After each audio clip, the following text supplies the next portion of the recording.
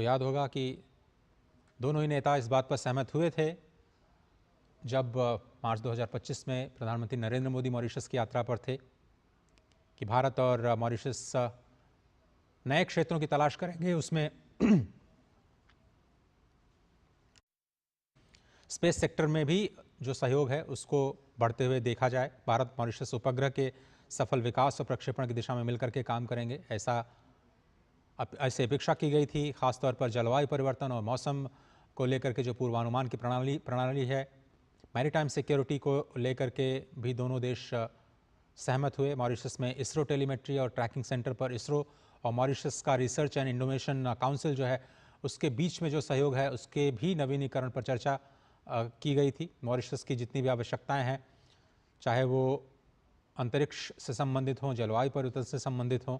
या फिर capacity development जिसमें एक दूसरे के देशों में ट्रेनिंग दी जाती थी, इसका भी जिक्र प्रधानमंत्री नरेंद्र मोदी ने अपने संभाषण में मॉरिशस में किया था कि 5000 से ज़्यादा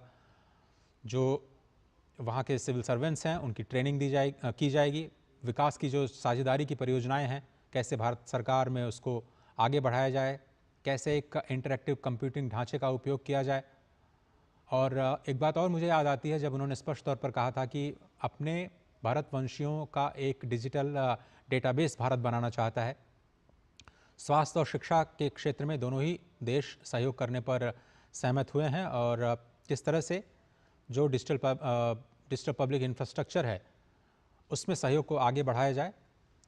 स्वास्थ्य के क्षेत्र में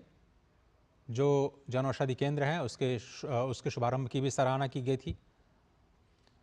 तो ये जो 8 एग्रीमेंट किए गए थे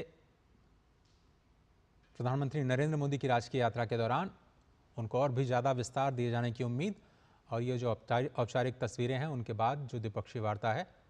उसका प्रारंभ आज वाराणसी में हो जाएगा और उसके नतीजे